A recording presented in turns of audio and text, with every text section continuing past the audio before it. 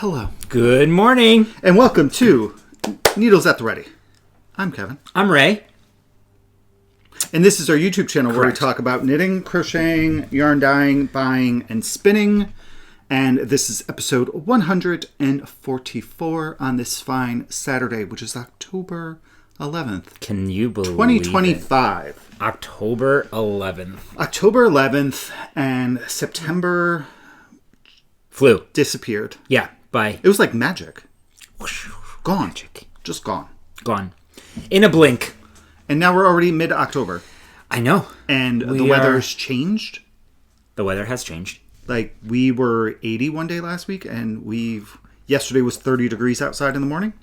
So we are officially fall. Oh, you know what it was? Remember last week, Saturday? It was 80 degrees, and I made those apple cider, those semi-homemade apple cider They were donuts. really good. They were quite good. You know people are going to ask questions Yes. about it, so you're going to talk I'll about link, it. Or maybe post the recipe. I can link the recipe Yeah. below. But we went out last Saturday with some friends, and Ray and I are typically responsible for desserts. So Well, I'm typically responsible for desserts. And I found a recipe for apple cider King Hawaiian rolled donuts on All Recipes. And it was really quick. Took like maybe 20 minutes to put together, 15 minutes in the oven-ish, probably less than that. Mm-hmm. And they were quite good. Yeah, they were really good. I wish we had eaten them warmer. Yes. Because I bet right out of the oven they'd be delicious. They They're could've like they're like filled donuts. Yeah, they're kind of a not really stuffed donuts, but- Hawaiian roll, pretty much, with apple cider donut seasonings. Right. For the most part. We're not usually Hawaiian roll people. I love a Hawaiian roll on a When slider. is the last time you had a... Well, that's what I was going to say. We've only had it when other people have made sliders. No, we made those sliders that one time. Mm-hmm. Oh, those were so good. Yeah. That was probably the roast beef, like, au jus. had to be like 5 years ago. Way longer than that. I know. Um, Ooh, so- that sounded delicious. All right, so what do we have today? Let's see. Today we have... Okay, so we are officially on the countdown to Rhinebeck weekend. New York Sheep and Wool. We'll have some tips and tricks, like we do usually every year, of what you can expect if you've never been before. We'd love to hear your tips and tricks as well. Over the past several years, we've kind of found some things that work really well for us and how we break up our day. Because if you go to New York Sheep and Wool, Saturday and Sunday are markedly different days. And how we spend our time on those days has kind of like evolved, and it really works well for us. And we've gotten some feedback after we've talked about some of the things that we've done that other people have tried, and it was pretty successful. So we'll give you some tips and tricks about that, where you can meet with us if we would like to chat, what we're going to be doing over the weekend. So let's start with what have we done? Yeah, we also have some FOs. I have 2. He has none. I have 2 whips. You have 2 whips? I have 2 whips as well. All right. So we'll talk about that. And then we'll start off like we typically do and just do a quick little 2-week catch-up. So as we said 2 weeks ago? No, last weekend. Last weekend we got together with some friends. Moogie, Sherry, Beth, and Dan. We had some good... we had some good food. Yeah, we had stuffed breads. We had stuffed breads. Lots of treats. Yeah, lots of potato chips, some adult bevies, sat around the fire. You found a new adult beverage that you like. I did, and I don't even know. I think it's Stowe. Apple cider donut cider, which was delicious. Yeah. We just hung out, played some games. I was very excited because it was the first time since we were outside and we were around a fire that I got to wear my finest kind with shorts, and it was everything I hoped to be. Everything I would hope. In your glory. I love that sweater. Yeah, it's a really great sweater. I It have really mine is. right next to me. And then the only other thing we did was yesterday was our niece Riley's 3rd birthday party. We were asked as uncles to dress up. So we did. She's cute. So I went as Where's Waldo, Ray as a wizard, and he scared the children. I did. I took the beard and the wig off. Except our niece. She And here's our niece she Riley. was not scared. and there was a cute picture that Isabella had sent me. Just to show that she wasn't scared. She came right over and she like gave a huge hug. That I did look a little bit scary I think, for the other children that were there. Our other niece was not happy with me at all. She wasn't? Why? No, Emma. Oh, no. That's not her name. That's not her name. No, you're absolutely right. Sorry. Oh my God, that is Emma so was bad. not there. No, Eloise. Eloise did not like. It begins with an E. Listen, when these kids, my brothers, are just popping out kids. They're done. But what was really cute, and this was really nice because of the gift that we gave her. So, again, this is Riley, and she's wearing a sweater that I made for her 2 years ago out of that's Barocco Remix Light. And that is the... What sweater is Kirby. that? Kirby sweater, I think, which is also a Barocco pattern. Yeah. So really super cute that she's still wearing it. It's like 2 years later. And it was nice because I gave her a knitted gift. Yeah. For her birthday. It was the poncho I showed a couple weeks ago. I have a picture of that too. Yes. And she... Actually, what did she say when she pulled it out? Because it was really cute. Well, she was calling you cozy. Oh, so I picked her up at one point when after like the party kind of wound down and it was getting a little chilly. I brought my finest kind with me. I threw it on. I picked her up and she gave me a big hug and she felt my arms.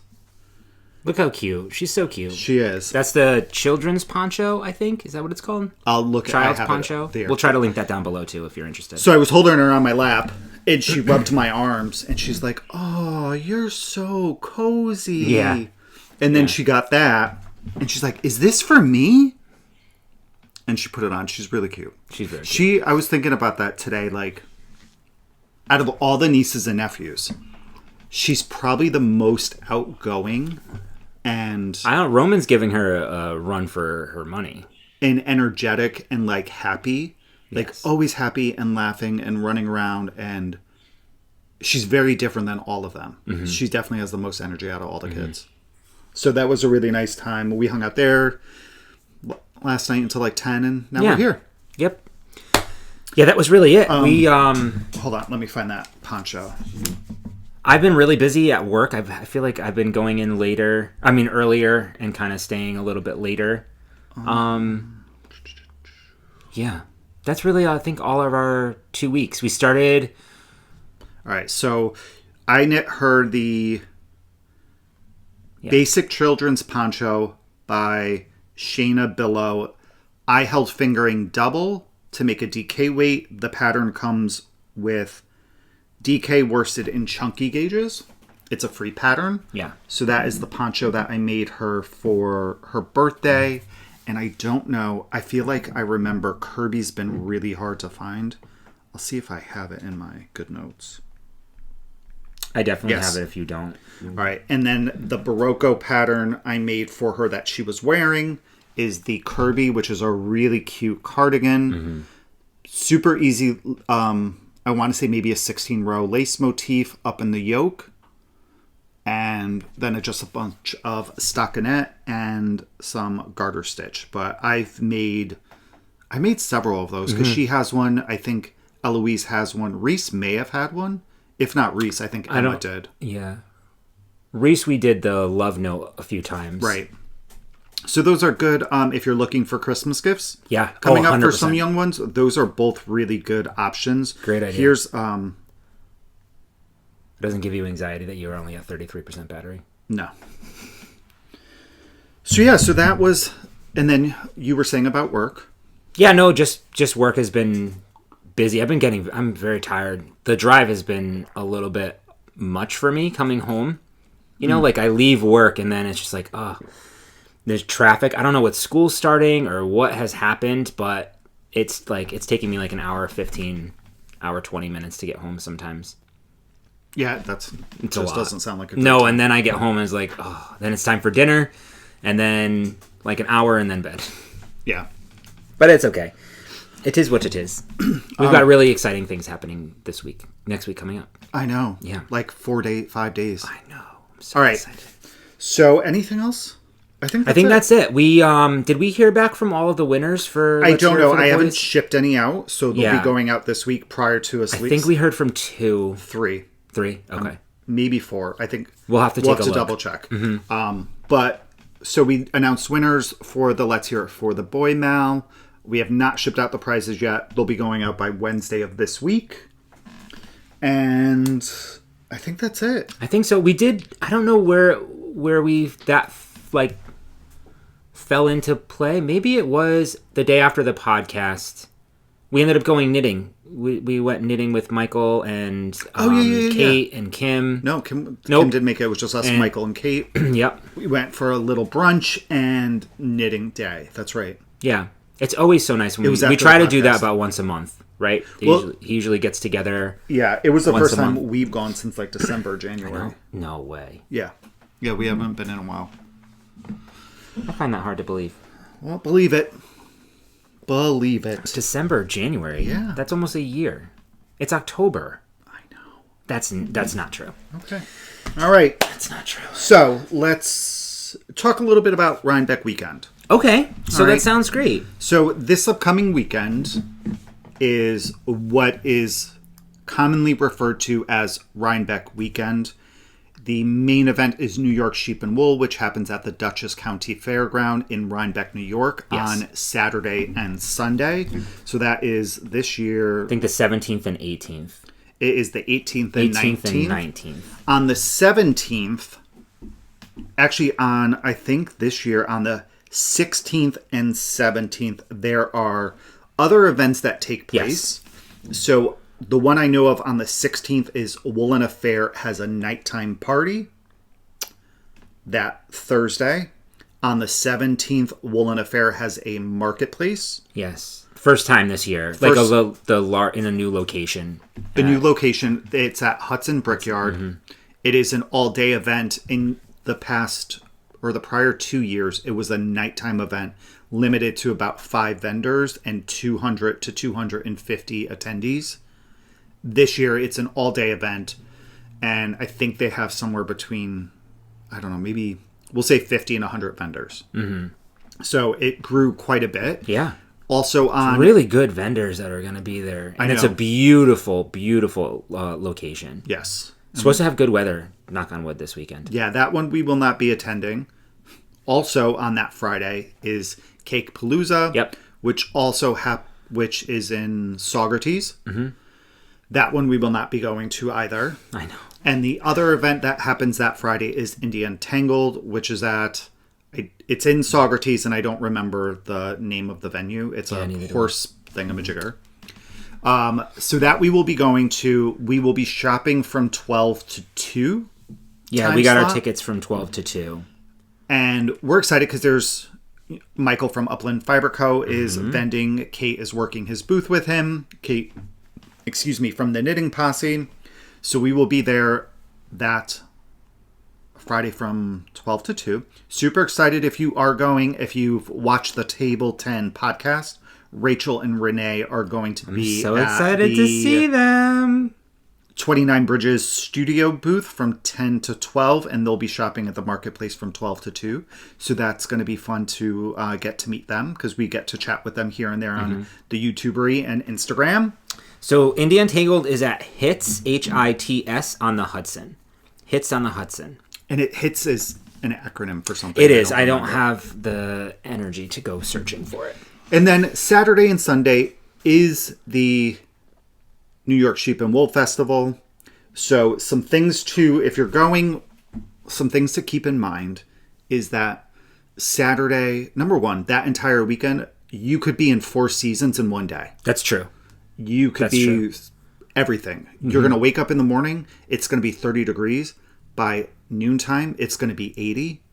Not this year, but in between there, yeah, it could feel like it. You're going to have that crazy slow increase in temperature and then a drop in temperature afternoon. And Saturday could be summer and Sunday could be winter. Mm-hmm. So you have to prepare for all 4 seasons. Saturday, it can be a bit overwhelming. Mm-hmm. Saturday has the largest crowd. Yeah, over the past few years, it seems to have gotten larger and larger. Last year was the most people I've seen personally, right? This is our 5th year going? Correct, but we're also speaking from experiences that happened after COVID. Correct. I don't know that it's back to pre-COVID numbers, but our first year was the year after COVID, and it was much lower attendance, and it's slowly increasing, kind of getting back to where it used to be. So, yes, Saturday can be, there's a lot of peopling, there's a lot of people. So some things to keep in mind is, if you're overwhelmed, we do this multiple times throughout the day, is that we leave the fairgrounds and just go out to like the grassy areas where all the cars are parked and give yourself 5 or 10 minutes. Like, give yourself the opportunity to just kind of like recharge your batteries. Yep. And take step a sip away. of water, just like whatever, check your phone, whatever you do. Like, it's really, really helpful. It is. It definitely gives you a break. Your most crowded areas are always going to be what are called the big barns. It's barns A through D, I think. That's where a lot of the vendors tend to be, and they get pretty crowded themselves. We also find it very helpful on Saturday to bring our own lunch and tailgate at the car and eat lunch. That's a game changer. Game changer. Absolutely. 100% recommend. The food lines can be really long. They get really crowded, that area, because they're all together. So that's a really good tip. If you can, if you have a car available, bring a cooler and bring your own lunch and go hang out, chairs and blankets if you want to just kind of like take a little lunch break. Have some snackies. Yeah, for sure. And again, and hit that reset button. We are not pickle people. And so apparently the pickles at Rhinebeck are supposed to be really good. I think you mean the Brussels sprouts. And those too? I think the pickles too. No, it's the Brussels sprouts. You're thinking the pickle pizza that like Kate had 2 years ago. I don't know. I think pickles are a thing there too now. I don't know. But the Brussels sprouts, maybe you should get those this year. Ate one. You ate a Brussels sprout like on the cruise, and you're like, oh, this is Brussels sprout. Oh, I like it. When did I have a Brussels sprout on the cruise? With your salad. With my salad? Yeah, I think there was one in your... No, it was with one of your meals, and you ate it, and you really liked it. I did? Yeah. That might have been a dream. No, it wasn't. Because I feel like Brussels sprouts are like baby cabbages. Like that's exactly what you said after you ate it. You're like, oh, this is really good. Oh, I thought Brussels sprouts were like baby cabbages. Are they not? This is actually really good. Oh. That sounds familiar. I know. Yeah. I don't think that I would wait in line for a bowl of Brussels sprouts, though. I'm not there. Probably. Anyway, there are some food vendors that are really good that people do go specifically for. We're just not those people. So if you would rather not wait in line, you do what you do, obviously. But that was really helpful. Yes. To be able to tailgate. I also say it's really beneficial to kind of plan ahead of what you want to buy and vendors you want to see if you're only there on Saturday. Correct.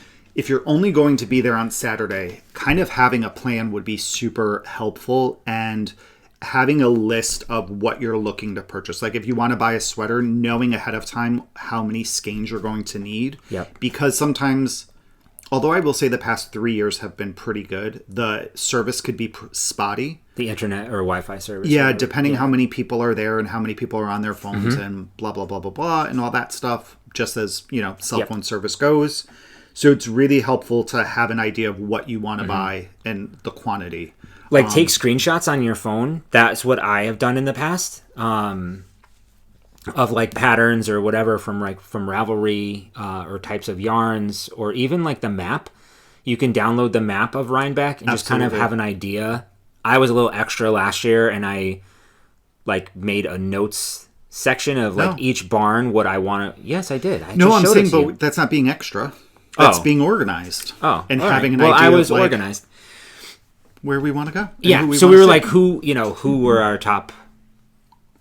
We also like to, we like to people, and we like to meet everybody too. So sometimes, you could always, and everybody is so friendly if you've not been there before, like the vendors, they may not have a lot of time to chat, but it's always nice, like we have on our list to like who we want to go just say hello to, it's nice to see you again or whatever. Yeah. It doesn't necessarily mean that we want to buy yarn from there, but. Yeah, no, we just have vendors listed that we want to stop by. Yeah, just to say hello.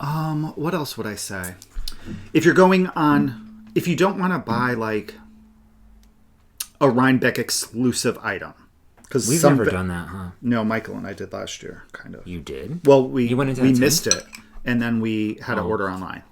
But if you're not looking for an exclusive item, it's really beneficial to shop on Sunday. So you're talking about like an exclusive colorway or something, not necessarily like the merchandise. The Rhinebeck merchandise. I don't mess with the merchandise booth. But no, like an exclusive colorway. A lot of vendors do that. So those, if you want to get it, definitely try to get there early. But if it's not something that you're looking to get, it's a lot easier to shop on Sunday. Mm-hmm. So much easier. We tend to do that unless it's something like last year. I wanted my wheel and I wanted to make sure I didn't miss out. So that was, a really early purchase. But then I don't think we bought again until Sunday. Yeah. So Saturday for us. That's a lie. It is a lie, but I don't remember what you bought, so let's not talk about things. We did actually look at some pictures from last year, and I saw my haul. You saw your haul. Yeah, it was very humbling, eh? So it was a good haul. It was a good haul. Yeah, you and Michael had a very similar haul, and then I'm sure Michael's saying that's what I'm sure he's saying right now. Not Ray throwing me under the bus again. Don't use names. Mm-hmm. He's lucky I didn't use his government name. So. So Saturday we have learned, and we enjoy Saturday's energy. We enjoy the vibe. There's nothing there's nothing that I've ever experienced that is quite like that. And to see all the sweaters and the things that people have crocheted and knit or spun, or it's just the energy is extreme. And the Rhinebeck handshake is a real thing. If you're not aware, the Rhinebeck handshake is, oh my god, this is beautiful. Like everybody touches each other or whatever. And it's fantastic. It's really, really great. So we usually, like Kevin said, this year we don't have anything that we are gung-ho, early bird purchase kind of thing. We need to like rush the gates. So we usually arrive like at opening or between a little bit 10. Afterwards. Like 9:30, we'll say. And then we just kind of mosey around. We do like a pass through everything just so that we don't stop to like really purchase much at that point. It's really just the socializing, saying hello to everybody. Saturday is the day that we also go to the hill, which is basically just a little slope.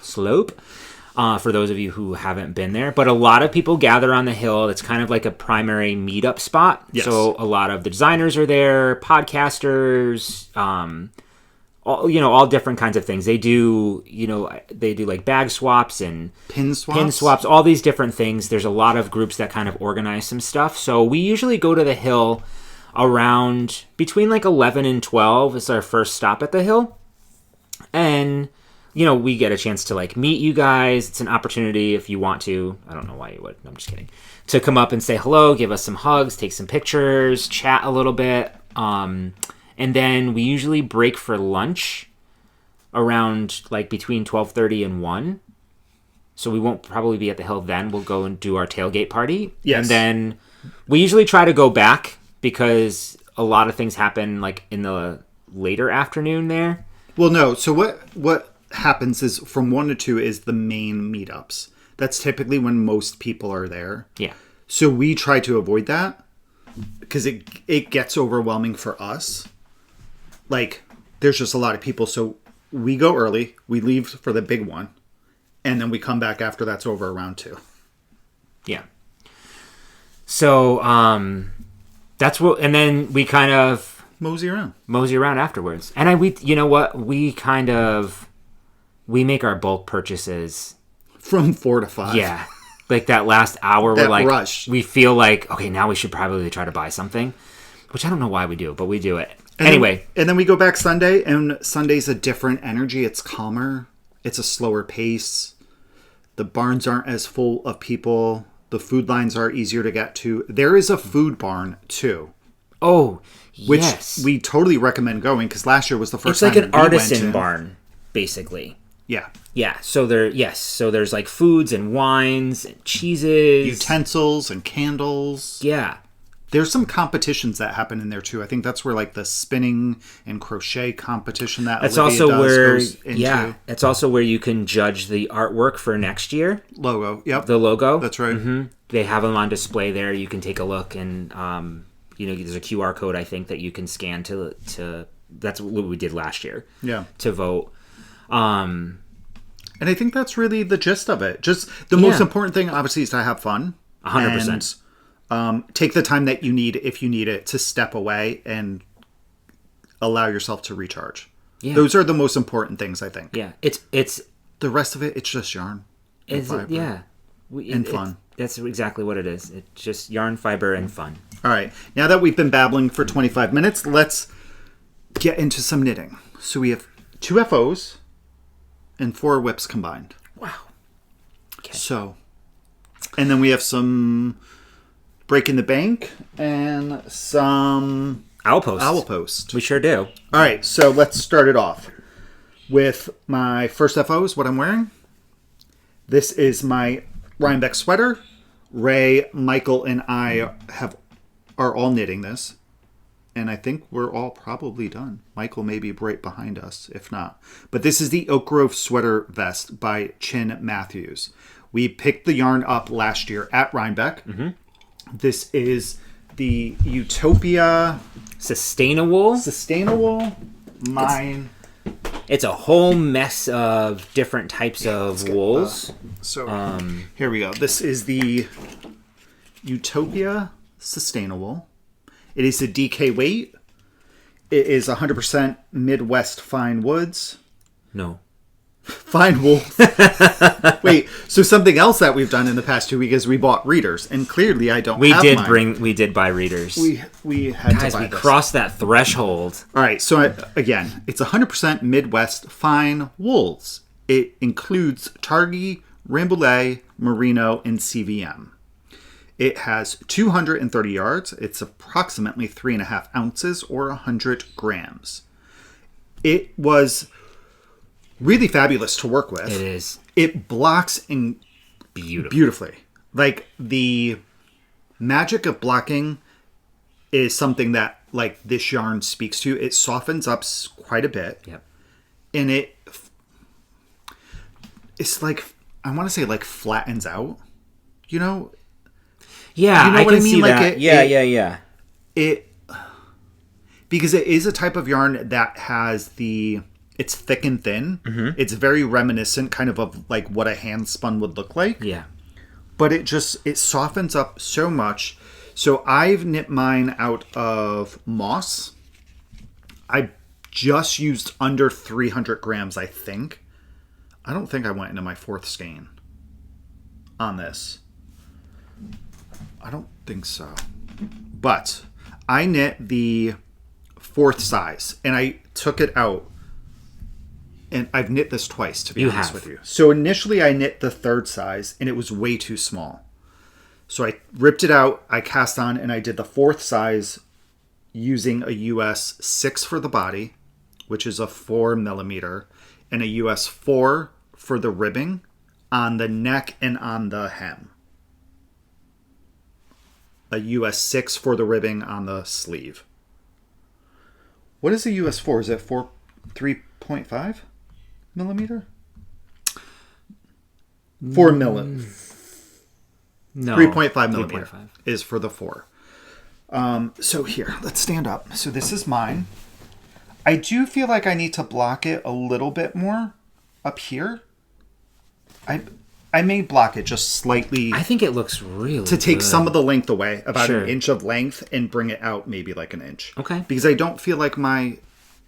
No, I guess you can see. Yeah. My lace. I need to wear a different color shirt underneath this for sure in order for the lace to pop a little more. I probably have to go dark like you. I don't know. I haven't decided what shirt I'm going to wear. I know. I don't either. I don't know what color to wear underneath this. So if you guys have a recommendation for a color, should I go like a dark green? Like a hunter? Like a white or something. I don't know if the white will pop as much. This is, I mean, it's a light yellow. It is. But it's popping a little bit more now. Yeah, when it lays flat against your chest. But I'm also blocking it out a little bit more. Like, I feel like it needs to be blocked like this. Okay.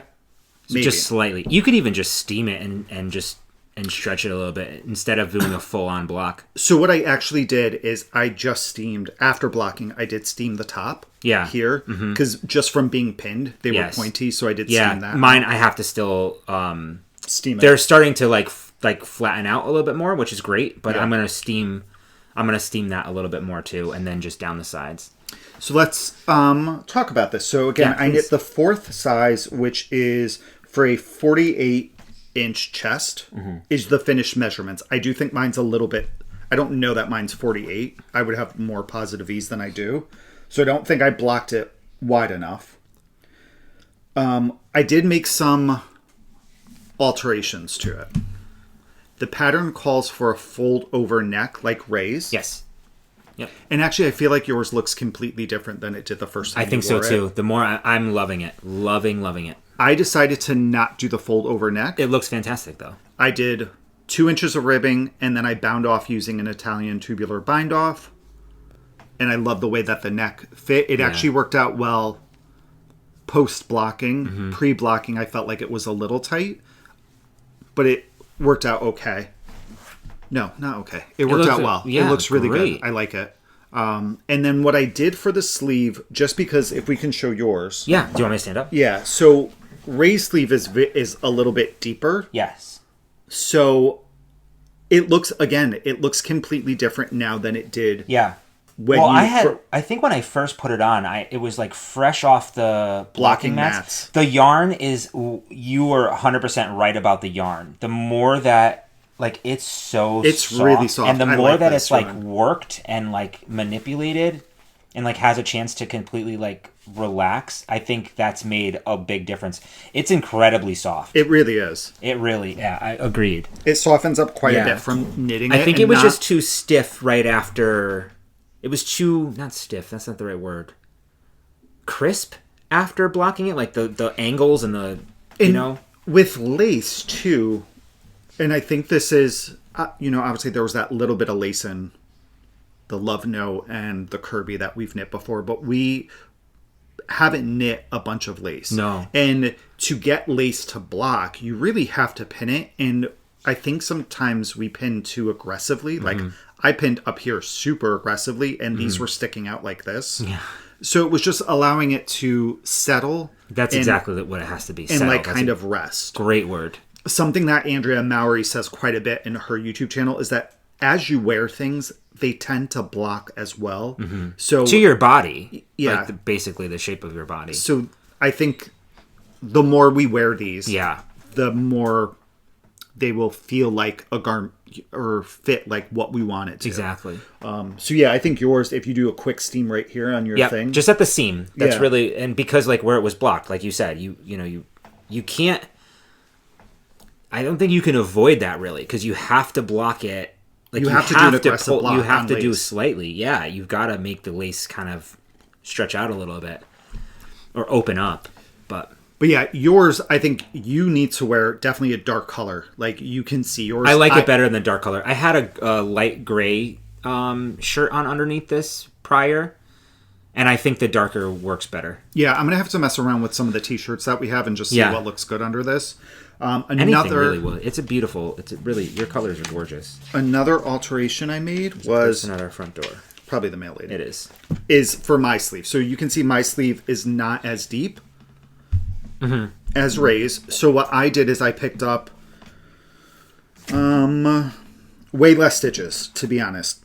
I did 44 stitches from the underarm to 15 stitches before my seam here, and then I picked up 15 stitches to the seam and 15 stitches after it, and then I did 44. So I did picked up 3 stitches for every 4 on the way up. Okay. And then every other for 30, or every stitch for 30, and then 3 for 4 back on the way down. And I did it for both. And then I did what it called for the ribbing, a 1x1 rib for 1.25 inches. So that was the only other thing I did, and I do like the way that the sleeves fit. Me too. I don't think that they go down too much, they don't come out all that much either, but yeah, I'm happy with this. I don't know that I would knit a lace garment again. It takes a lot. And because of the blocking. Like, I don't like to block things aggressively in general, so was a struggle for me to like. I know it feels almost like I'm gonna counter break to it. everything else that we've ever had to block. Like, yeah, like yeah. I am not an aggressive blocker. I don't like. You have that fear of like, is it going to ruin the... Or pinning. Also, like, I'm not a big lover of pinning things down to block them. I do it for shawls. Right. But for any of my sweaters, I'd never do this. And this one, you really have to do it. No, you do. And I'm sure with any lace you do. Yeah. You have to like let it open up. But that's a good point. I do think, so... Continue. I'm so sorry. I didn't mean to. No, that was it. That's all I Yeah. really had to say. I'm happy with it. I'm glad that we made it. When I saw their pattern come out, and I want to say... It was that weekend, wasn't it? It came out really close to Rhinebeck last year. Yeah. And because the model was a male, and I saw it on him, I was like, oh, you don't often see lace garments knit and shown on a male to see how it looks. And I was like, oh, that's different. It's something that we probably wouldn't normally do. And I thought it would be really fun to give it a try. And I'm so happy that we did. I think it's a fabulous pattern. It's written incredibly well. Mm-hmm. There's like 14 sizes for it. Yeah. And it was a challenge. Mm-hmm. And I like having a project that is a challenge. Yeah. It's great to have your hats and your socks and, your mindless knits. But it's also really nice to give yourself something different. So this was a nice... change of projects for us. Yeah, and I also like that, that yours is different than mine, like with the collar and the I think it just goes to show like you can really alternate whatever the pattern to fit you or what you want it to look like. It's always very helpful also to like see it on somebody else who kind of has your body shape, to your point, like seeing it on like a male body or traditional male body, whatever. And then to like be able to take that and then say, I really like that. But for me, I want X, Y, and Z. And it's okay to do that. I think that's why it's so great when we go to Rhinebeck to see, like, it's so much inspiration when you see other people wearing things that... Have we walked away from Rhinebeck being like, oh, I want to make that after seeing that on somebody? Yes. Yeah. But we've never made any of them. No, of course not. That's not the point. The point is that you make your list, you buy your yarn, and then you just put it in your stash, and you're like, oh, crap, I forgot what this was for. Yeah. That's not the point. You live in the moment. We only live once. Just whatever. So, what I was going to say is I found this also challenging. My colorway is called Dragon Scales, by the way, if anybody is interested. Same yarn and everything. You didn't do this, but for me, because I can't be trusted when I knit, sometimes I go on autopilot and I forget things and then whatever. So to help me out with the lace, there are charts as well as written instructions, which I find extremely helpful, always. So incredibly helpful. And it was nice, especially in the decreases, to, like reading a chart, I think... once you get there and you understand it, it's relatively simple to do. I find it very convenient. So once I'm comfortable with a stitch pattern and the chart, I will stick to the chart 100%. But for like the decreases, when you're starting to like knit some things together or whatever, I found the combination of the written instructions and the chart to be extremely helpful. What I did was I separated... I talked about this when I talked about like how I finished this. I separated, so you're knitting it around. I separated each lace like repeat with stitch markers. Yeah. So that I know, because I can't be trusted, if I get to the end of that one little however many stitch section, I'm like, oh, I messed up. So it's easier for me just to think back at that, and make that work. It took me a little bit longer because to manipulate and make sure that you're counting correctly or whatever. Some people don't do that. And some people had to rip out a lot, quite often, only when I was going in the round. But I also had to rip out too, so that's maybe not a good... I had to rip out because of sizing. I did the third size, But I'm also a much looser knitter Yes, than you are. Kevin. I think we determined it during this project how much of a looser Because knitter I am. I tried yours on when it was done, and I was like, Yeah. oh, this fits me really well. Oh, you knit the third size. Oh, you only did 10 out of 11 repeats. Let me do the same thing. And then I had a bralette because it came to like here once I was done. or I a was tube like, top. yeah, I was like, oh, that's not Yeah. for me. So I had to rip it out. Yeah. But that's what I love about the projects that we choose sometimes, is that there is a challenge. There is something new to learn. And, like, it's great to go back and, like, I love my stockinette socks. We all know that. Or my sockhead slouch hat or whatever. Like, it's always great to go back to those projects. But I love having that challenge on the needles. Yes, I love it easy. Something but I love new. Yeah. a complicated one. What else about this? So yeah, I found it, that's really interesting that you said about the chart and the written. I only use the written instructions. See, it's so interesting. That's why I love that there's both options, right? And yeah, because for me, I had to rework the instructions, not rework it, but as I read it, I had to figure out what actually worked in my brain where I could just kind of go on autopilot and say that it was a knit 3, like a knit 3 yarn over, SSK knit 1, knit 2 together, yarn over. I had to read it that way instead of how it was in the pattern in order for me to work that 8-stitch section. So I had to like rework it in my head. So you basically for were, my head. Right. So you basically were doing not just one stitch section, you were bringing that into the next stitch section to make that transition a different, like, happen in your head. Yeah, to make it a different 8-stitch pattern that worked for my brain. Right. That's so interesting. But we all have different our ways Maybe of doing that's why it. I make so many mistakes. But you don't make as many mistakes as me. They're not mistakes. They're not. But that's why I need to stay on track. I need guardrails. You know, it's like bowling. Like, put up those guardrails for me, at least in the beginning, so that I know. But I definitely appreciated having both the written and the chart. Yes. And I think that makes it very accessible to people who are more visual or more analytical or whatever. I think it really helps the style that you are in learning how to do a pattern. There's nothing more frustrating to me than only having a chart without the written instructions, or vice versa, if you need to have something like that. You know? Yeah, especially for something like this. So yeah, definitely recommend the pattern. I'm happy that we did it. I'm Me glad too. we chose I it. am very happy. I am excited to get pictures of us at Rhinebeck. Me too. The three I of think us it'll be wearing cute. And we'll all have different shades of, like, green. A green. There's a green in it. And I believe Utopia is going to be at Rhinebeck. So if you're going, We got definitely them check last out. year from there. But I haven't checked the vendor list to see if they're going to be there this year. If they are there, definitely check them out. This is a really good wool. We both liked working. I agree. Yeah, I would definitely knit with this wool again. And they had a lot of different colors. They had a lot of different colors, didn't they? Yes. Really Yes. extensive selection.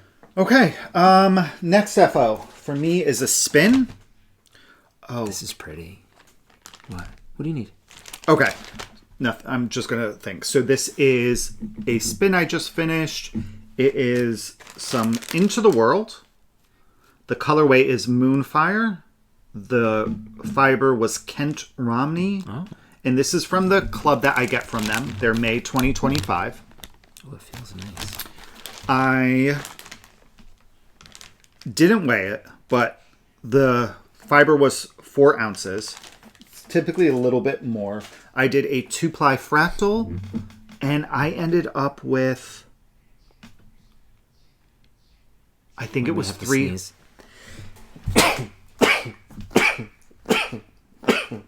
Sorry, thank you. Bless you.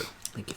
So this has some like dark blues and grays, light grays, red, orange, peach, and there's some brown bits, it looks like, somewhere in some spots. I forgot to do my yardage calculations, but How's that new tool that you got to help with that? so here It's still in the box? No, I've used it before, but in order to use it, you have to, at least for me, you use it when you cake it up. I don't I haven't attempted to try to use it when it's coming, because you have to run the yarn through it in order for it to measure it. So you do that when you're caking it up, not when you can't do it prior to like washing it. Because you're using the nitty knotty thing, right? Right. So here, we'll bring it up close so you guys can see some of the colors. Oh, it's so good. Do you know what? So between this one and another one, which I'll grab in a second, I kind of want to make a peach sweater. Peach? Yeah, there's like this. Really? Yeah, like, or a light orange. Because orange would be pretty. I really love the color, the peachy orange in here. Yeah. So yeah, I think it came out really well. I thought I was over plying it at certain points. I still feel like I need to get better with my plying. I feel like I fight my wheel. What is that? When I'm plying, I feel like it's a struggle for me to find the right tension on my e-wheel. Okay. When I'm plying, to get the yarn onto the wheel. I feel like I'm pushing it. So I don't know if I need to increase my tension and lower my speed. Is that common when you're plying, that your tension or speed changes? Yes. So it is different. Yeah, it's common to, I think, I could be wrong, to increase your speed, because you don't need to put as much twist in your yarn. Like, you need twist when you're spinning the fiber in order so that the fiber doesn't pull apart. Yeah. But because there's already twist in it, you just need to twist them around each other. Okay. So you don't need as much twist. Too much twist would make a really rough yarn, you know? And wouldn't it be like springing on top of each other almost? Like, yeah, like it could go to, if you do it too much, it could coil around each other and stuff like that. So let me see if I can get a quick estimate of how many yards this was. How do you do that? I think there's a tape measure right here. Or did I? No, I put it over there. So in order to get the yardage, there are a total of, I think it was 320 strands. Was that from Pick Up Every Stitch? Yeah, this is our Pick Up Every Stitch. Are we doing that? We got to figure that out. I don't know. So 32. All right. So the length of the skein is 32 inches. Yeah. There are 160 strands on this side and 160 on this side. So a total of 320. Yeah. So you take, in order to get the yardage. This smells amazing. We're going to talk about that. What did you use? We're going to talk about that later. Right? So 320 total strands times 32 inches divided by 36, because there's 36 in a yard, right? Yes. Means I have 284 yards. No way. Yeah. So I have... So this is like a sport DK. Yeah. Yep. So 284 yards for 4 ounces. Kev, that's really cool. And the peach that I was talking about is... Oh, I see it. Yes. Right? Like this like light peach. That's pretty. Kind of want a sweater out of a color like that. What is this? Oh, no, I did. I'll have to go back and watch the episode. I didn't write down what the base is on this one. I didn't tag it. No? No, but this is one of my favorites that I've done. Yeah, it feels really good. So that is actually... So it was nice to get back to spinning. Yeah. I hadn't done it in a while, so it was really nice to do this. I'm happy with the way that it turned out. It was a very crimpy fiber. Like, you can see the crimp in it and you can feel it as I was spinning it. So it was a little bit different for me. I enjoyed spinning it. It spun up beautifully. It was a nice fiber to spin. So yeah, if you're a spinner and you like trying different fibers, definitely give the Into the World Club a try. You get a different base every month. It's roughly, I think it's $26. Maybe plus shipping. I don't even remember about that. But I've enjoyed it. I've enjoyed getting that club. And then I'll be on the lookout for fiber at Rhinebeck. But I want to get brights. Really? Yeah, so we can see up here. You do a have lot of dark theme. blue, green, and like some stuff. I want some different colors. I would like some brighter colors. Because you know what would be cute? to, if with the brights and you don't want to do something with it for yourself, like that would be cute to like knit one of the kids something in your hand spun. So I'm just saying, Reese and Riley are very knit worthy. They are. And they take very good care of their knits. Well, Isabella does, their mother. Maybe one day. Just saying. But I do want to get some brighter colors for spinning. Because I do tend to spin blue-green and darker, more muted ones. And I'm sure I have some bright ones from Into the World. Yeah. But I would love to step outside my comfort zone, too. I know you were talking the other day about looking at a mustard yellow. I want a mustard yellow sweater as well. I would like a bright sweater or a quantity of yarn or something. Maybe I'll look at that because it's very much, I'm a very neutral person anyway, but I would love to have something. Some variety? Yeah, maybe like a bright green or something like that too. Something different. Maybe I'll be on the lookout. All right, so those are our FOs. Mine FOs. Yes, congratulations. Right. Thank you. And now we have whips, and we both have 2. Yeah, we just both have 2. Yep. Mm-hmm. And one of them is the same. It is. They are. Okay. Yep. So I'll do my. Do you want me to go first? Sure. Please. Okay. I will do the one that is not the same. This is living in a little madder root bag, which I love these bags for socks. This size is perfect for socks. They are. We love those bags. Madder Root does vend at New York Sheep and Wool. If you want a bag, you have to get there really quick. We never make it. Never make it for Ever. A bag or a t-shirt. No. Like they or sell a t-shirt out in our really size. quickly. Mm-hmm. Really, really fast. Yeah. If anybody would like to buy me a madder root bag and they're at that shop early. You are so extra. Just kidding. But I do love this bag. I have no idea like what the name of it is or anything like that. We got this at Boston. Say this all the time in Boston. But it's literally my sock bag. I think it's a perfect size. You know what I also love about these bags too is the clip. Wait, is this part metal on yours? Yes. Wait, no. Is that metal or plastic? Metal. Oh, it's black metal. Okay. Yeah. I didn't realize. I didn't see that it was... I think all their hardware is metal. I thought so too. That's why I was really surprised because I saw the black and automatically went to plastic. No, it's the readers are downstairs. So embarrassing. So anyway, I don't remember where I was last time I showed this, but these are my socks that I'm a little bit behind on, but who cares? This is Woolens and Nosh. I had finished the first sock. This is Bubbler. I don't have the ball band for some reason. Don't know why. This is the Bubbler colorway. This was a special colorway at that debuted at Skein Yarn Shop when Michele from Woolens and Nosh did her trunk show there. I believe since then she started selling these on her website. I just don't know if she has any of them left or she's currently selling them.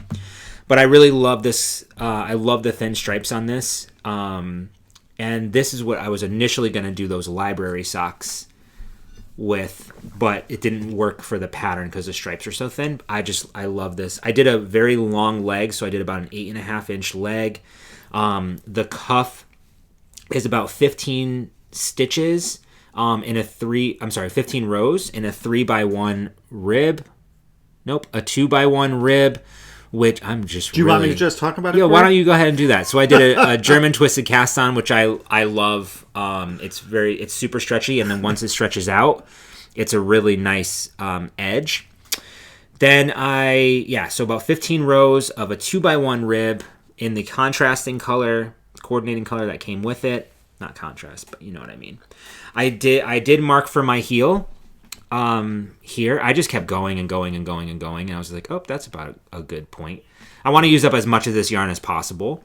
Then I put in my toe with the contrast. I will do the heel also in the coordinating color because with Michele's sock sets, you get a 30-gram mini. So for me, because I have larger feet, I can get a full-size cuff, the heel that works for me, and my toe on both socks and use one skein of the mini. So I did one sock fully, just got to put in the heel, and then I started my second sock. I haven't been working on this much at all because you'll see my next project has kind of been my primary focus. but I did start the second sock. I did the cuff the same, and then I started at the same spot there, so they should be matchy-matchy. If they're not, it's not a big deal.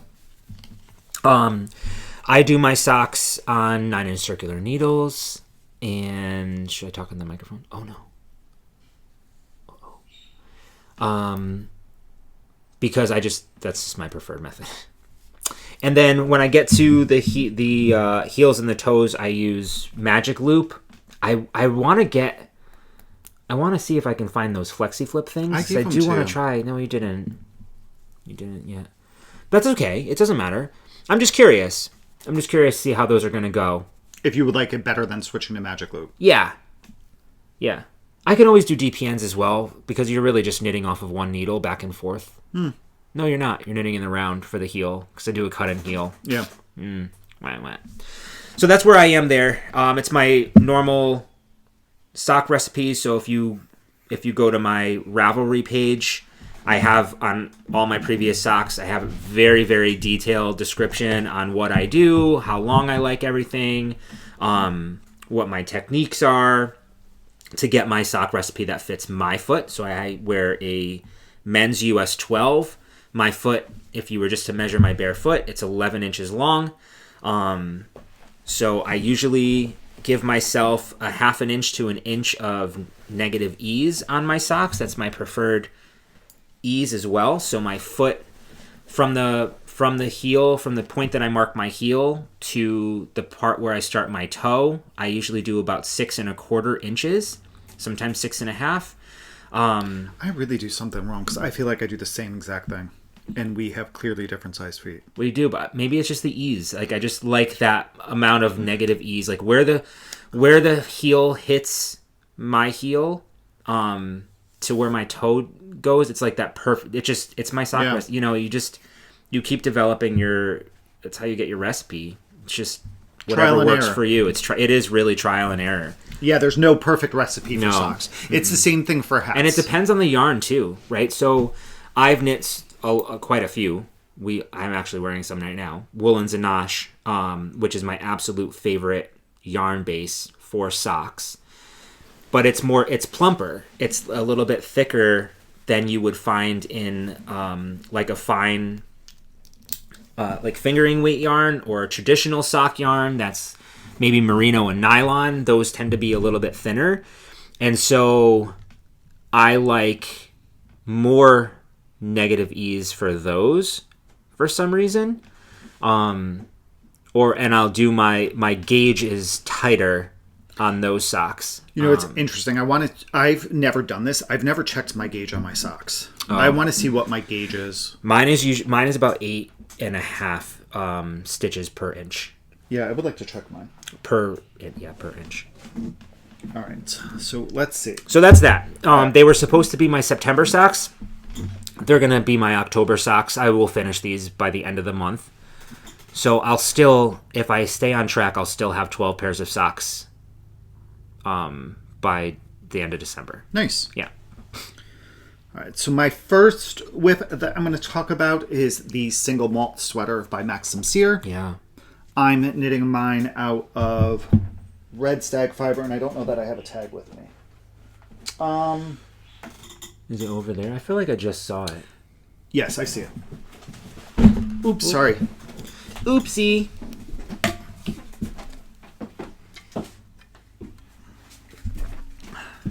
All right, I can't believe I finished that cup of coffee already. That was fast. I'm knitting this out of red stag fiber, his Manor collection, worsted, or Manor collection, the Yorkshire worsted, which is Polwarth and Masham, or Massam. Oh. It's 196 yards for 100 grams.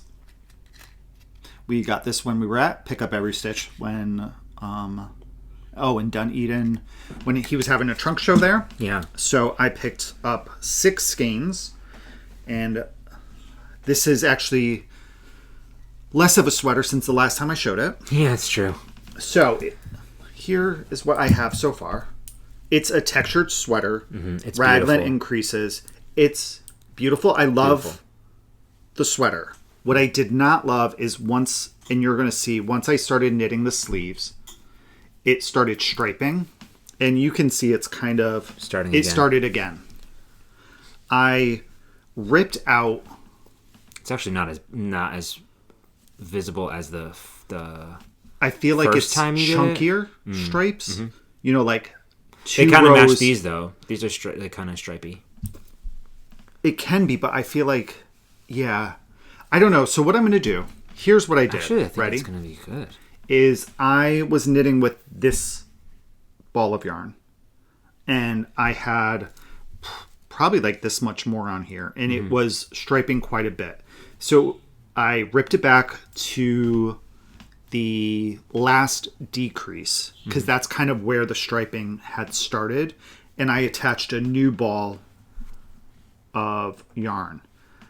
To think that it wouldn't stripe, just because it would be a little bit different. So now what I'm going to do is I'm going to rip it back again to that same spot, and I'm going to alternate skeins. Why don't you just alternate from where you are right now? Nope. It's not actually that much. It's maybe Okay. 10 to 20 rows. Okay. And this is knit on a US 8, so it goes super quick. Sure. So I won't mind doing that. No, I'm going to rip it back, and then I'm going to alternate skeins. One skein for the textured row, one skein for straight up knitting, and see what it looks like. Like, I don't mind the color variation on the body at all. No, me neither. It's I think beautiful. it looks quite nice. Yeah, me too. It's cool. I just didn't want the striping. I think it enhances the texture. The texture looks really good with it. Yeah. But I didn't want the striping on the sleeve. So I'll give it another shot. I don't know. I had intended to finish this for India Untangled because Josh is going to be there. Yeah. So I wanted to see if I could have it done for then. And I still very likely could. Yeah. I may. I don't know. It's all you have left is just these sleeves? Yeah. And I feel like it would take me a day to do each sleeve. Like, I could potentially finish it this weekend if I really, really tried. Yeah. I don't know. We'll see. It may be, I may wear it on Friday at Indy.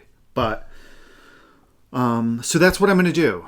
It is, I'm knitting the 3rd size on this one. Right? No, that's a lie. I'm knitting the 4th size.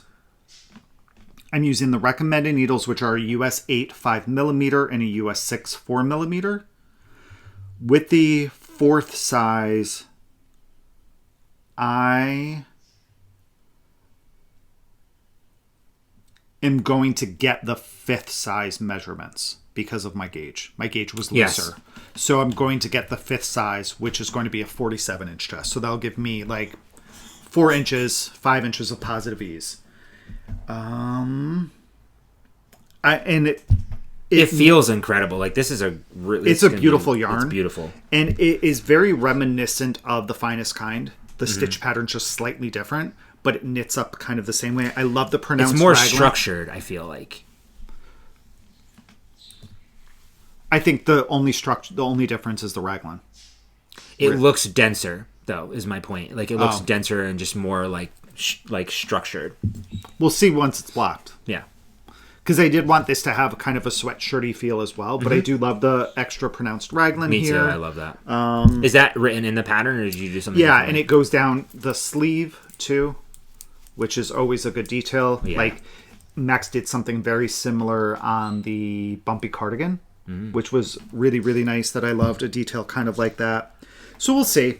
I'll try to finish it if I like the way that the sleeve looks with it. So if I don't, and it still stripes or it's too color blocky for me, if Josh has this base at Indy, I may pick up 2 skeins to do my sleeves in. Like, I may, pick up 2 different skeins, see if I can get them a little more, what's the word I'm looking for? Solid? Tonal? Yeah, maybe. Less variation? And then I could rip the sleeve out completely. And then just knit both sleeves with those 2 skeins. Yeah. So we'll see. I think alternating you'll be just fine. Yeah, I'll have to give that a shot. I've never alternated skeins in a project, ever. I know. Same. But yeah, so that is my single. Who needs those complications in your life? But it makes a difference in this case, for sure. Yes, for sure. Yeah. 100%. Okay, and then on to our last whips. And we're both working on the same project. We are. Are you pulling it up because you have the bigger screen? We are both knitting Jaunty. Jaunty is a newish pattern. It came out within the past 2 weeks by Andrea Mowry. Yes. This is, we'll say, a customizable shawl. You can choose any weight of yarn. And based on the weight of yarn, there's a recommended needle size. And then I believe it's recommended... Oh, so it's an adaptable shawl. That's what it is. So it has instructions to make a lace or fingering weight, a sport DK, a worsted or a heavy worsted Aran weight. And it gives you recommended needle size for each weight. And I believe... And that's all you need to know. Yeah. Because then she also recommends where to stop based on the yardage. So you could knit it with 1 skein, you could knit it with 5. Right. You just have to know your, I'll say really the weight. How much, if you have 500 grams, it kind of tells you where to stop. And you stop at the 40% mark. 45%. 45%. Of what you have left, just so that you don't run out. Yes. I'm in the middle of a row. And I had to take my needles off to finish the vest. Oh, Jesus.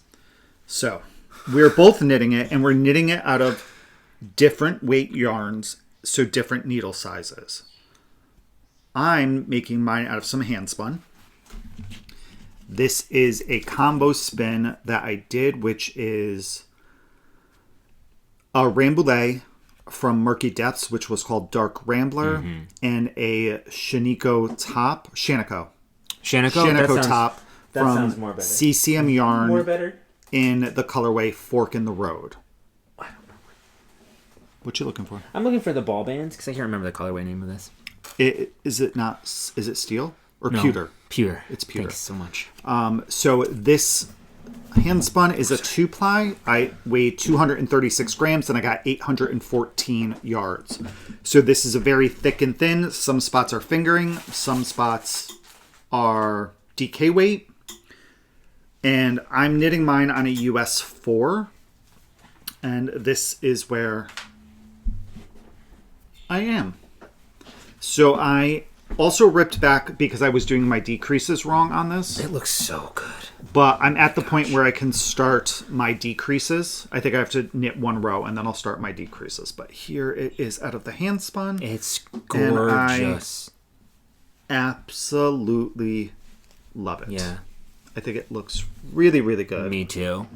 I love the texture of this. It is a half fisherman's rib. So you do fisherman's rib on one side, and then this side you get a break, and you just get to do some straight up knitting. And it's super... I don't want to say mindless. It just has a really good rhythm to it. Rhythm is the perfect word for it. I've never done any type of fisherman's rib, and I thoroughly enjoyed this and am obsessed with knitting it. I had to stop knitting this to finish this vest. Yes. I had to put it down. I was like, okay, Kevin, you need to finish your Rhinebeck vest. That's the most important thing to finish. And I had to stop this. But I really love the pattern. I think it's really nice. It's, it's very reminiscent of a Sophie scarf or Sophie shawl or any of the things. Leveled up a little bit. Yeah. I love the fisherman rib up part Me too. of it. And I know I will definitely be making more of these. It looks just so incredible in your hand spun.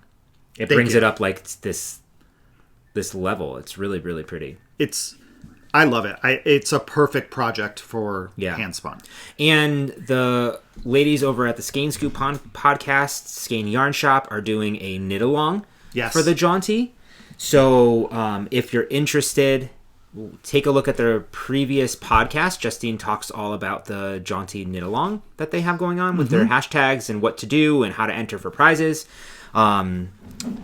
So Michael's knitting one, I believe.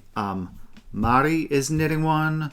Rachel from Table 10 is knitting one. And then Rachel from... You keep Sure. I'm So gonna look, but I wanna say Rachel. was super jealous of Kevin's, and I really wanted to do one as well. I think we talked about it on the last podcast, how I was going to take out the project that I was using this yarn for. The Simple Dimple. Yes. I wasn't super into it, so I thought I would use this yarn to make the jaunty, and I cast on. I don't think I showed you what I have, but this is knit with Upland Fiber Co. in his core fingering base. So I believe it's 50% Corriedale and 50% Cormo. I think it's 50-50. I don't have the ball band, so I apologize. And like we said, it's the colorway Pewter. It's a beautiful yarn base. It's a beautiful color. And so my version of the jaunty is knit on, oh Lord have mercy, US 2s. Yeah, US 2.5 millimeter needles. I think that's the millimeter for it. And mine is just all solid. And this is what I got done since we last chatted. And I really like it in the solid as well. I think it just goes to show again, like you can, it's all like, I got a lot done, y'all. I got a lot done. I started my decreases here. Didn't get very far yet, but I did start my decreases. It's an interesting decrease. What's great about the pattern is that there are links to some tutorial videos if you need it. I needed help understanding what the decrease was because you're knitting below. Yours is really squishy. It's so good. It's really, really squishy. I know. This yarn is the yarn. The yarn is stunning. And so it's so different but same as like, you know, right. It gives Kevin's. A different vibe, but Yeah. I think it's going to be stunning in a solid color. I think it's stunning. It's stunning. Whatever you decide You're going to love use. that. I'm glad that you decided to go with the solid. And Me too. I was questioning it in the beginning because I was like, oh, but how fun to like have different colors like pop in. But this, I'm feeling pretty sophisticated, to be honest with you. No, I think it's going to be a great... And what I said to Ray when he was making a decision, I was like, it's going to be really good to wear, like, to work. Yeah. You know, something just under your, under your jacket. It's going to be really, really beautiful. And I'm glad that you've decided to go with 2 skeins instead of 3. So that's what I was just going to say. I was initially going to do the 3 skeins, but I decided just the 2 because 1 skein got me, since I just started my decreases, like 1 skein already got me this. So this is halfway. Yeah. Already. Plus it's super stretchy. Right. You know, like, so it's gonna, like... It does say that it blocks... You get some more length out of it. So and I'm gonna have it's gonna be perfect. What was very interesting, too, is that Ray and I, him using a fingering weight... Imagine this is just gonna be this is half of it. I know. It's gonna be really, really good. But Ray is using a fingering weight, and I'm using fingering to DK based on the section of hand spun. And I'm sorry, what size needles are you using? I'm using a US 4. But our shawls are pretty much at the same point at the middle part. Yeah. So I'm using 218 yards. You're going to be grams, using 2. You're correct in that, grams. Yeah. And he's using, really close to the same grams. Yeah, it's really, really nice. It is so good. I do have 1 stitch in here that I add a little Ray flavor to, that I'm leaving, but I can't find it now. It doesn't matter. So, yeah. So what I was looking for while I was distracted. No, don't say. I was looking for this because I wanted to find this while you were chatting. So another person, and this is a brand new YouTube channel. We met her last year. She was with the group that Mari came with. Her name is Rachel. Yeah. She started a YouTube channel. She's Chapel Hill Maker. Oh. And so I watched, I think she has 3 episodes. No, 2 episodes. Yeah, 2. So I watched, so here she is, Chapel Hill Maker. How exciting. So I watched her episodes, and she has also started making a jaunty out of her hand spun. Oh. And what was really fun watching that is, it's something I've said before too, is that I love spinning. I enjoy it. I enjoy the process of it. And we're very critical of ourselves as we're spinning, because you're looking at it like, oh, this is uneven. I think in most things that we do. Yeah. No, that's actually a true point as well. But with spinning, you're trying to get this. I think we have this idea in our heads when we start that we want to get this quality yarn. We want our hand spun to look like this. And we're critical of that, and we see it and we're like, oh, this has a blip here, or this is really thick, or this is really thin, this part's underspun. But once you knit with it, you're like, oh, wait, it doesn't kind of matter. No. Because it just comes together so beautifully.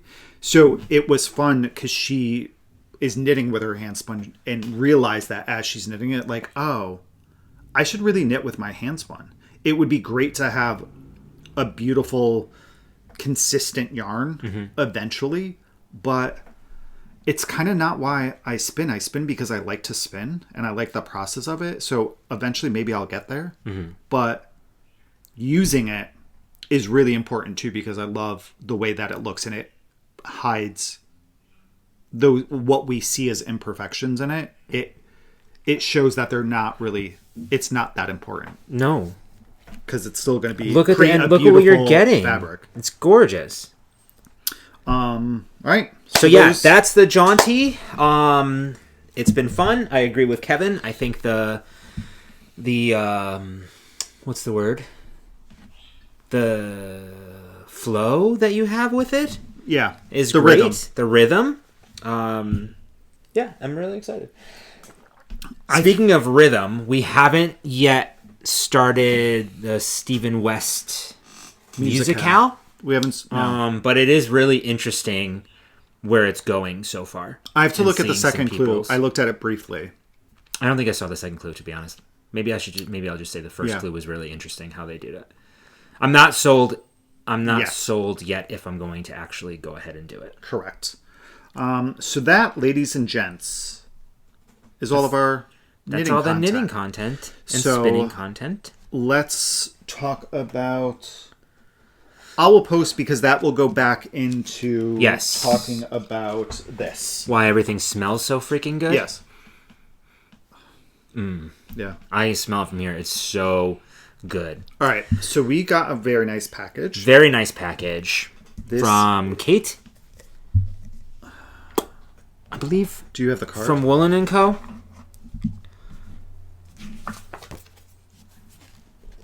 Yes. Yeah? I think it's Kate. Caitlin. Caitlin. But she signed it Kate. Go ahead. No, do you want to go? No, I don't. Okay. Go ahead. We've mentioned this company for a little while now. And this is Woolen and Co. They've been around since 2014. They do a lot of like wool washes and balms and different things like that. And she just out of the blue sent us... Not out of the blue? No, we talked about her and I talked about it on Instagram. You did? Yes. Why don't you speak then? Because you didn't tell me. So she had reached out and mentioned that she was testing out a new product. One of her lanolin infused balms, but also infused with CBD. So if you have issues, very good for inflammation. Yeah, so if you have, and it smells fantastic. It smells delicious. Doesn't smell like a joint. No, this is not marijuana. I know, I'm just saying. So she asked if we would like to give it a try, and I said absolutely. So she sent some along with some other products. So this has some arnica, comfrey and St. John's wort. It's infused with sweet almond oil, lanolin, beeswax, shea butter, C80 isolate, peppermint, rosemary. Oh, it's the peppermint. I think that's getting me. That you're smelling. So, but in addition to this, she also sent some of her wool washes, and I blocked this with one immediately because I love the smell. We keep two of them by our kitchen sink. At all times. It smells lovely. Yeah. Everything that we've blocked, I think, over the past year has been using... Woolen and Co, if not more. Longer than that. But we keep it, and it's nice because the ones that they also have like pump versions, so we have like a pump version. I think she switched out of the pump to this. Oh, okay. No longer using the pump. So she sent us a new one, apple bourbon. This apple bourbon has so good. Notes of green apple, lime, bourbon, ginger, and caramel. This sweater is blocked out of that because I wanted to smell it at Rhinebeck all weekend. Oh, yeah. And I opened this up, and fall apple smell is my favorite fall smell. Hands down, same. It's my favorite thing, and this smells... I know. It's fall in a bottle. It is. It is fall in a bottle. The second scent that she sent us... is what this is blocked out of. That's what that is? Yeah. Oh, it's good. Yeah. This is sugared pumpkin. Which that has notes of cinnamon, pumpkin, orange peel, vanilla bean, and burnt sugar. I can't even describe it. You know what it is? These don't smell like artificial, almost. Like, it's a very clean, like, real scent. Yeah. You know, sometimes, like... It's not like a Yankee Candle. No, or like some of those, like, Bed Bath & Beyond soaps that don't smell... That's like are just manufactured almost. I don't know how to explain it. The third scent that I haven't blocked anything. New scent. Yeah, we don't have anything yet to block. No. So maybe if we finish, if I finish my single malt, okay, I'll block then you'll block it. Is the vanilla and fig, and so you can get the wool wash in liquid form or in soap, like a bar form. And the soap is really good, too, because as you're filling up your bucket, you know, with water, like you just run the soap under the water and just kind of get a little lather, and it goes right in there, and it makes your hands feel really, really good because there's, like, lanolin in here. The vanilla fig smells really, really good. It does. Yeah, this is what a bar. It just looks like a bar of, like, handmade soap. Oh, it's really good. You knocked it out of the park. It's so good. And we do have a coupon code below. Yeah. We have a Google Doc. I don't like saying Google. What does it remind me of? Who? Hey, Goo. Yeah. Do you remember that? That was it was one of those like TikTok videos or something like that, where the lady couldn't say Google. She kept saying, "Hey, Goo." Yeah. What is the weather? Goo. Yeah. Where is that? She's from? funny. Whatever. So anyway. We do have a document down below. You click on the link, and it's going to take you to a list of coupon codes that we have available for you guys from a lot of independent makers. Woolen and Co is one of them, and I just want to see what other stuff she has on the site because there were other scents that I wanted to try. And you don't need a lot of this stuff. It's just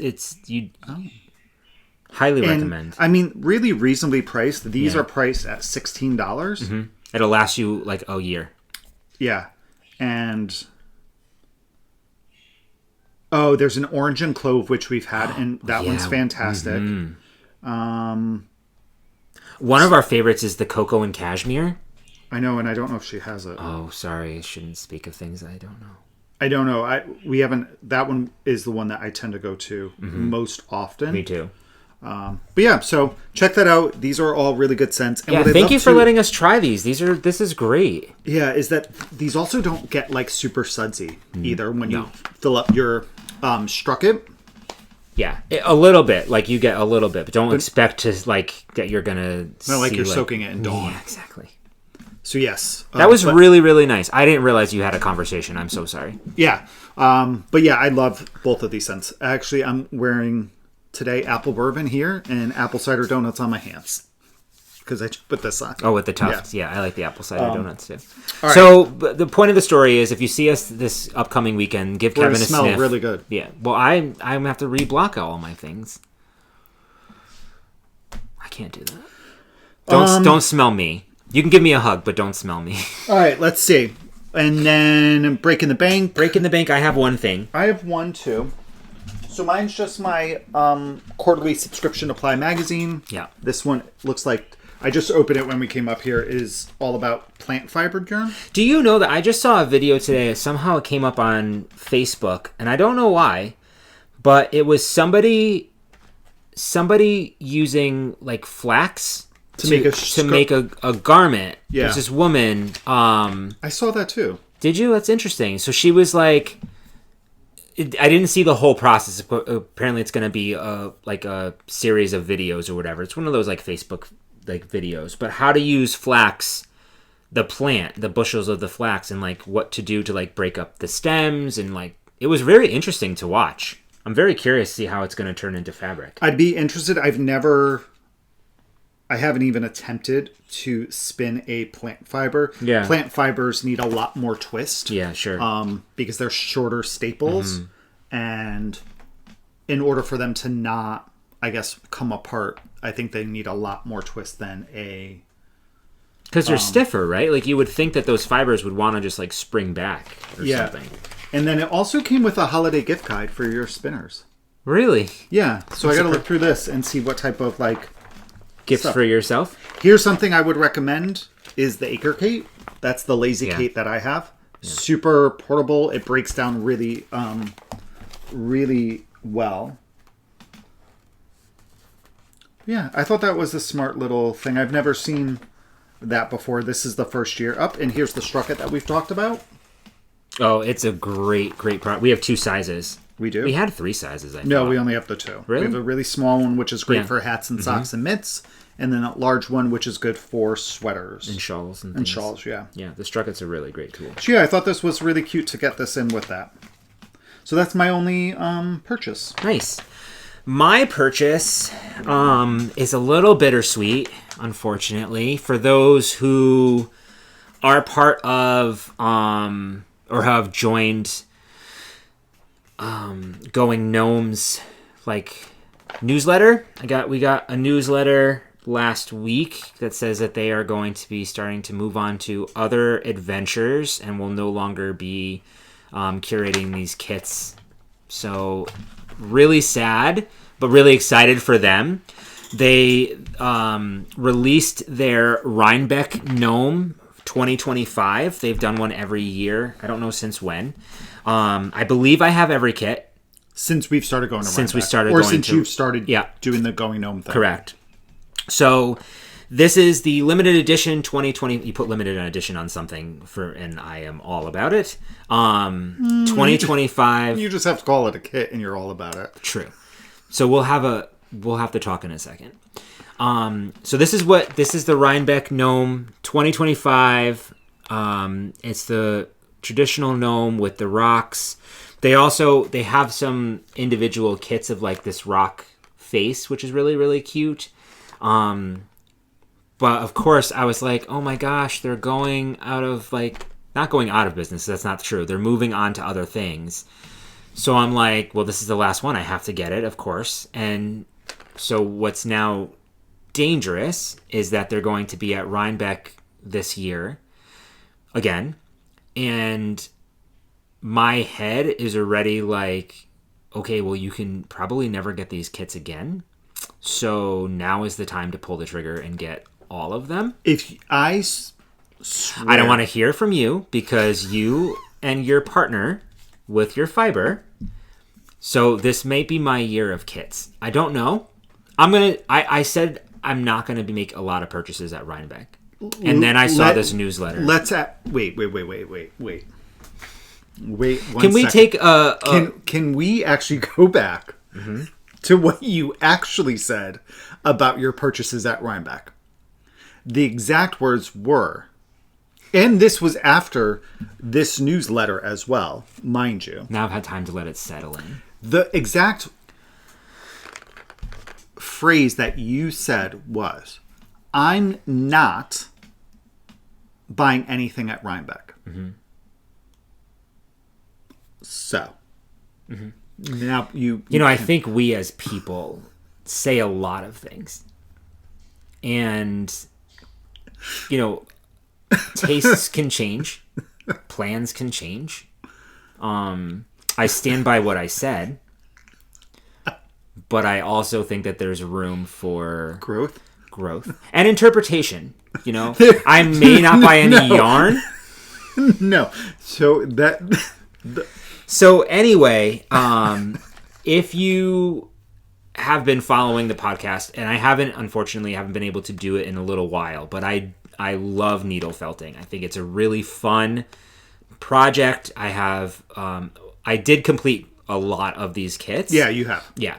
And they all hang out with me at work. I keep them on my desk. They're very, very happy. They're really fun to look at. No, because they're all. I was going to say we don't have any here at all. We have in our Christmas box. Our Santa Clauses. We made some of the Santa ones. So, if you are interested, please visit Going Gnome either via like website or if you're at Rhinebeck. I think they also usually do New England. I don't know. They didn't post a date of when they will officially be moving on, but they have some new projects and things in mind, I guess, that they're going to be doing. So if you have a chance, stop by their booth. It's always really fun to see all of the felted critters, and a lot of times they have a really large sculpture that is typically on sale. People can buy those. I think last year somebody walked away with that giant dragon. So I love them. We love them. They're such nice people, and the kits are super fun. So if you're ever interested, they have different levels too. So from beginner to advanced, and everything that you need is inside this kit, with the exception of a like felting pad or a sponge or something that you can felt into so you don't poke through. But I love them. So this is the Rhinebeck gnome, last one probably ever of their Rhinebeck gnomes. They do Maryland gnomes and different things like that, and then a gnome of the year. So anywho, this was my purchase. I'm really happy that I did that. So now, knowing what I just said, how many do we think I'm going to purchase any more of these kits? I don't even know if that needs to be a question. But I don't know. Like, am I? I want to see what they have. And if so, how many do we think I'll walk away with? You're at least coming home with 5. Well, last year, remember, kit-wise, I think I only came home with 2 or 3 kits total. And I think one of them was actually a Going Gnome kit. It was actually the Rhinebeck one because you didn't get it quick enough. I didn't get it quick enough. So you were able to pick it up from last year. There on Saturday. That one I think is cute. It's got the backpack. Anyway, so let's take a vote, and let's see how many kits do we think I'm going to come home with, and then if you want bonus points, how many Going Gnome kits do you think I'm going to come home with? 5. And if you've purchased some Going Gnome kits, I would really love to see them if you've completed any of them. So tag me on Instagram and stuff. Post your pictures. Tag me and tag Going Gnome on those. But yeah, so sad. They were my introduction to needle felting. I'm really happy for them. I'm trying to find the vendor list for... Maybe it hasn't been released yet. No, should be. People are already seeing... here we go. Vendor location. Yeah, that's the one. We also... Yeah, so... Yes. We'll podcast probably before we go, but we also go to Fiber Festival of New England. In Massachusetts. They will be vending at... as of right now, it shows that they will be vending at the Fiber Festival of New England, which is at the Eastern State Fairground? Exhibition. Yes, thank you. Yep. All right. So that's all of the fibrous related. And then we typically like to end with what we've been reading and watching. So we're still watching The 100. We're on season 5 now. So since the last time we recorded, we finished season 4. We're probably about halfway through season 5, I think. We also watched... So when we got back from the cruise... No, we talked about that already. We did? Yeah, because we've podcasted since the cruise. You're right. We watched another documentary, though. It was about the grandma... Oh, yeah. Was it like, I'm Not Evil? I'm Not... It was a... like an investigative documentary. It was a documentary about Lois Rice, Reese. Yeah. Who killed her husband, fled through a couple of different states, ended up in Florida, unfortunately murdered somebody there, was on the run, little not well in the head kind of thing. it's called I'm Not a Monster, The Lois Rice Murderers, and it's on HBO Max. It was interesting, but it could have been shorter. It was actually very slow. It was a very slow documentary. Yes. But it was worth watching. It was entertaining. It was fine to like just hang out if you have got the time on the couch to like just sit and knit and like listen to or watch the documentary or whatever. But I thought so too. I thought it was too slow paced. It was too slow, and it did go like the interviews that they had was kind of. It was just very. I thought a little bit drawn out. Yeah, that was all. The story itself was interesting. Yeah, and I think that's all we watched outside of the 100. I don't know that we. I didn't write it down, but I don't think we watched anything else. I feel like we did another documentary. We did do another documentary. No, I was going to throw one on after that, but it was 4 episodes. Oh, yeah, it was going to be... Yeah. And I was like, I don't have another 4 hours of, like, this hard, like... True. We watched a movie, I think, that we've already seen before. Yeah, I threw on a movie after that we never even finished.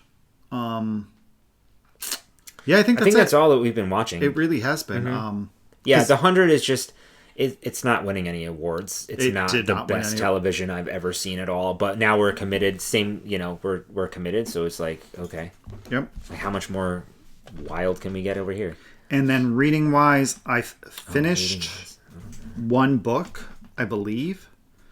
I finished reading The Enchanter Soul by Michele Notaro.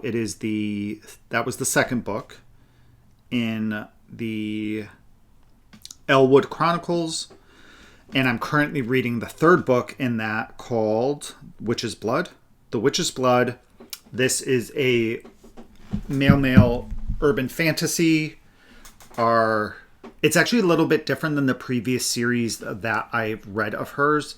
In that series, we mainly had one character where we were getting their point of view, and the end of each book it switched over for one chapter to a different character's point of view, their partner. And this one, I'm now getting the point of view from 4 different people. So I've had to pay attention to the name of the character that the chapter starts with to just kind of know whose perspective I'm reading from. And it's a interesting magic system. We've been introduced to mages, enchanters, ogres, vampires, berserkers, hags, centaurs, minotaurs. And what's really fun is all the mages have a bonded, which is an animal, but it changes shape. And it can like change shape. We'll say like a chameleon would change color to fit their environment and where they live in the world. But like one of them is a cat, but is really... she's not a minotaur. I forget what she is. But then there's dragons and all these fun things, and it's entertaining. There's a bit of their relationship where I'm like, I don't like some of it. Their bond kind of makes them hate being apart.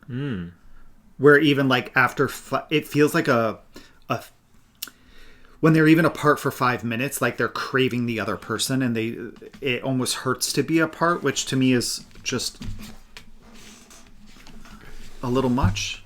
Like I get, missing somebody. Yeah, no, right? I get obviously, that. and that, but yeah, I get it. But like actually, almost being painful, right? Type of thing. I was like, oh, that's a bit much, Michele. Why you gotta be so dependent on somebody to that level? But so I'm enjoying it. It's it's a Irene's. Book. It's a book. No, it is. I actually liked her previous series, and that's why I've read this one. And this is a much earlier series. I think this one was written in 2018, and you can tell the difference in her writing style. You can just tell that she's more comfortable, I think, writing now than maybe with that series. So that's cool too to see somebody's progression. Yeah. As a writer. No, it is 100%. I agree. I like sometimes I like authors like first attempts, Yeah. It's like more vulnerable or something. They take more chances, I think, in the beginning. But that's it for me. Okay. I have completed On Audible, I've finished listening to First Strike by Craig Alanson. It's part of the Convergence series. That was book number 3. I really like this series a lot. I love the narrator. Again, like I usually say for my Audible books, it's usually the narrator that makes or breaks a series for me. So this one has been really good. This is an urban fantasy series where magic has... you learn that magic is in our world, but it's not very powerful, like the magic all around us and the mana and different things, like the magic all around us. And our main character is a wizard, but he doesn't have access to a lot of powers, very, very simple things. It's just like raised by his aunt, who is kind of like on the run. They don't really know, why. His parents died when he was younger. The series itself starts out with him being on his own and talking about a little bit of magic. It's not, you can't do anything in your real life. He just has this amulet that he can put some very, very limited amount of magic in that kind of just prevents people from really looking at him too closely, and it kind of distorts his face on like digital imaging, so they can't really you can't really tell like who it is. It's just a very subtle thing. His aunt, we find out, is also then murdered when he was young, so he's been on his own for a really long time, and there's these people that are after him. He doesn't know why. He doesn't know how they keep finding him. So ultimately ends up meeting a cast of characters throughout this journey. Like I said, I'm currently on book 4 right now, which is called Recon. But it's a really neat story because as the story progresses, we learn that like magic is starting to grow now back in the in this world, and they're trying to prevent this convergence happening between 2 universes. So we have our universe, which is set in like the science-y times, so like physics and all that stuff. Like our world is governed by that, like, right? Because like in real world, like our world is governed by that, like tides and gravity and blah blah blah blah blah. And there is this nether world that is really governed by magic instead of kind of science, and those worlds are now this side, the magic side. They want to come over and create this convergence to open up these portals and allow all these creatures to come over into our side to take over this world. So it's been really interesting as it's been developing. His powers are kind of growing a little bit, but it is absolutely not anything like a traditional magic type of story. Like he can't just all of a sudden now, fly and shoot out magic bolts everywhere. It's very subtle, and it's more about the cast of characters. We've got characters that have come forward in time from a past to help this wizard stop this convergence. Talking dogs, talking cats, a little miniature genie that lives in an amulet. But it's very adult. It doesn't feel like a kid's book. It's very well done. The humor is really good. So I highly recommend this series if you're looking for an easy listen. That also has a lot of action to it as well, and some really good character development. Thank you. That was my take on this series. The next book, now the book that I'm reading is called The Primal Hunter by Zogarth, Zogarth. I finished the first book in the series, The Primal Hunter number 1. Currently reading The Primal Hunter number 2. So very creative naming of this titles of this book. This is a what's the word I'm looking for? Lit RPG again.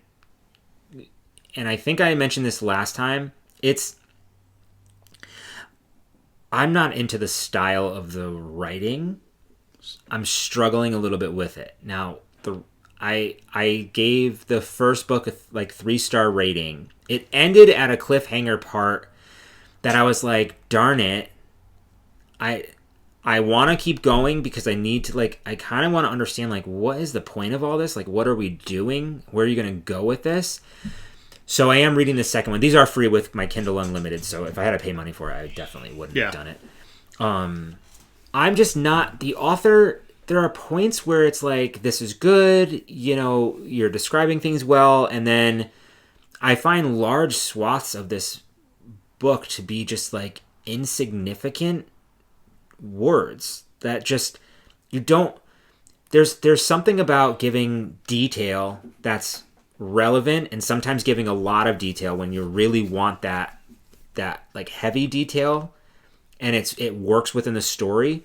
But I think with this one, sometimes there's just too much detail. Like, he took one breath and reached down an inch, and then took another inch, and then found that he smelled something, and then he picked up this stick, and then he decided, do I use this stick to put into the fire, or do I put this in my bag? It's like, that's an extreme, but it was just like, I don't need all those like insignificant steps, if that makes sense, right? Like, I don't know. So anyway, long story short, the story itself is interesting, and like, I really want to get into it. So I'm giving myself this book to. Oh, I would have stopped. I know, but we're at a point where it's like, he gets sucked into this like tutorial. The world is changing. Whatever. I know you have something to say. Hold, give me 1 second. I have a question though. Okay, no problem. And so, like, you choose a starting class like you would in any kind of like MMO. So he chose an archer class, and then these people all of a sudden get sucked into this like tutorial where now you're in this game kind of thing with the game rules. Not necessarily a game, it's your reality now, but. And then like, it's him progressing through, and I like that part of lit RPGs as people grow stronger and they learn new skills, and they like inevitably are like, something happens where they're like, no other person has ever done this before. Yeah. So, but now we're at a point in this book. It started in the previous book towards the end. He's trying to fight like the main guy in this tutorial. It's like a master boss. So you have to find these dungeons, go through these dungeons. So he was just about to go into the 4th dungeon to beat that mini boss and then unleash like the main boss so he can fight. And so, like, I put in so much time to, like, he's gone through all of these dungeons, and now he had 1 dungeon left, and you haven't even gotten to the main boss yet, and then, like, the story ends. And I'm just like, what? I don't know. So I felt like I have to at least not watch him, but, like, get to this boss and, like, find out what's going to happen. How many books are in this series? I have no idea. I recommend stopping. Checking. I want to finish because if there's 8 books in this series, there is no reason to continue. I just need to finish this like one section. No, because you don't know what's going to happen. Just like all those, like you don't know if it's even going to be resolved. Oh boy, it actually. I think there's 5, 6, 7, 8, right. 10. Nope. So okay. 12, 13, 14. DNF it. DNF it. Damn. Okay, I at least see 14. Nope, you need to DNF. What the hell does that mean? Did not finish. That's too much effort to put in, especially if this early on in a series you're finding that you don't even like the writing style. It's just not my cup of tea. Then I would trash. I'm all about us like being with the main character, right? Like you feel like you're part of them, kind of. But I don't need to know how many breaths you're taking. So, with that being said, sorry to end on such a wah. No, but is everything we have? I think that's everything. Right? So yeah, please. So if you're going to be at New York Sheep and Wool this weekend, and we see you, definitely stop by us, say hello. Please say hello. That's one of our favorite things. Like we always say, do not feel sad or scared to come up and say hi. We're just normal people. The only thing that we do ask is if we're eating. Like usually on Sundays, we'll eat at the thing at the fairgrounds. Just give us some time just to finish eating before you come and say hello. It's no big deal. It's just it's weird for us, with food in our mouth, like hanging out everywhere. Whatever. But yeah, so again, we'll be at India Untangled on Friday. Yeah, from 12 to 2. We'll probably have some lunch afterwards. We'll be shopping the market from 12 to 2, but we'll be on the grounds for either a little bit before or after. Yeah. We'll be at New York Sheep and Wool both Saturday and Sunday, pretty much all day. We'll be at the Hill prior to 1 and after 2. We are staying in the area from Thursday until Tuesday. We come home Tuesday. We come home on Tuesday. So our plans are even after, like, if you're hanging around and, like, you might Don't see make us. any additional No, plans. I'm not making any plans. I'm just saying, like, if you right. see us, you might see us out and about at, like, Rhinebeck, just like the little town walking around or whatever. Who knows? You can still say hi. But if you are going, we hope that you have a great time. It's a really fun time of year for people who get to attend. It's great to catch up with old friends, people that you only get to see this one weekend a year, give people hugs, catch up, see what everybody's been making. It's fun to see all of the sweaters on Saturday and to walk away with your cup full and inspired to knit so many projects that we will never get to. Mm-hmm. So we hope that you guys have a good 2 weeks, and we will see you in a fortnight. Bye. Bye.